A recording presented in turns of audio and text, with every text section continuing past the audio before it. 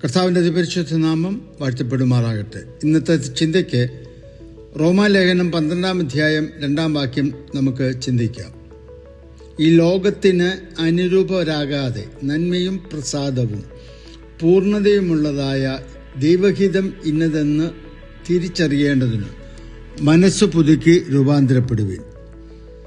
നാം ഒരിക്കലും ഈ ലോകത്തിന് അനുരൂപരാകരുത്. ദീർഘസമയം ചെലവഴിക്കുന്ന ലൗകികമായ നമ്മുടെ ഈ സമൂഹം, നമ്മുടെ സംസ്കാരം, നമ്മുടെ ചുറ്റുപാട്, ഇവയാണ് പലപ്പോഴും നമ്മുടെ ജീവിതത്തെ നിയന്ത്രിക്കുന്നത്. സാധാരണ ഒരു വ്യക്തി നമുക്ക് നൽകുന്നത് ഈ വക കാര്യങ്ങളാണ്. എന്നാൽ ദൈവം നമ്മെക്കുറിച്ച് ആഗ്രഹിക്കുന്നത് നാം ഒരു സാധാരണ മനുഷ്യനാകുവാനല്ല. തൻ്റെ സ്വരൂപത്തിലും സ്വഭാവത്തിലും സൃഷ്ടിച്ച നമ്മൾ ഉയർന്ന നിലവാരമുള്ളവരാകണമെന്ന് ദൈവം ആഗ്രഹിക്കുന്നു. വലിയ ഒരു ആഞ്ഞിലി മരത്തിൻ്റെ വിത്ത് ചെറിയൊരു ചെടിച്ചട്ടിയിൽ നമ്മൾ നടുകയാണെങ്കിൽ ഒരിക്കലും അതിൻ്റെ പൂർണ്ണ രൂപത്തിൽ അതിന് വളരുവാൻ കഴിയുകയില്ല. വിത്തിൻ്റെ കുഴപ്പം കൊണ്ടല്ല, അത് വളരുവാൻ നൽകിയ സാഹചര്യമാണ് അതിനെ ചെറിയൊരു ചെടിയാക്കി നിർത്തുന്നത്. ദൈവം നമുക്കുള്ളിൽ നൽകിയിരിക്കുന്നതായ മഹത്വകരമായ വിത്തുകൾ വളരുവാൻ അനുകൂലമായ സാഹചര്യം തീർച്ചയായും ആവശ്യമാണ്.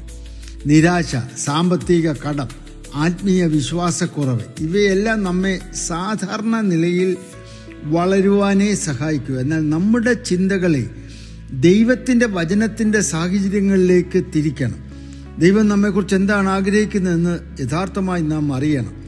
നമ്മെ മഹത്വത്തിനായി വേറിട്ടവരായി സൃഷ്ടിച്ച ദൈവം നമ്മിൽ വലിയ കാര്യങ്ങൾ ചെയ്യുവാൻ ആഗ്രഹിക്കുന്നു. നാം സങ്കല്പിക്കുന്ന സാധാരണ നിലയിൽ നിന്നും ദൈവിക ചിന്തയിലേക്ക് വളരുക ലോകം ആഗ്രഹിക്കുന്നത് പോലെയല്ല, ദൈവം ആഗ്രഹിക്കുന്ന നിലയിലേക്ക് നമുക്ക് മാറാം. നമുക്ക് ഈ ധ്യാനത്തോടനുബന്ധമായി ഒരു വാക്ക് പ്രാർത്ഥിക്കാം. സ്വർഗീയ പിതാവേ, അങ്ങ് ആഗ്രഹിക്കുന്ന നിലയിലൊരു അസാധാരണ മഹത്വ ജീവിതത്തിലേക്ക് എന്നെ മാറ്റണമേ. ലോകം എന്നിൽ വളരരുത്, അങ്ങയുടെ വചനങ്ങൾ എന്നിൽ വളരുവാൻ എന്നെ ഇടയാക്കണമേ. അതിനുള്ളതായ സാഹചര്യം എന്നിൽ നിത്യം നൽകണമേ. യേശുക്രിസ്തുവിൻ്റെ നാമത്തിൽ തന്നെ ആമേൻ.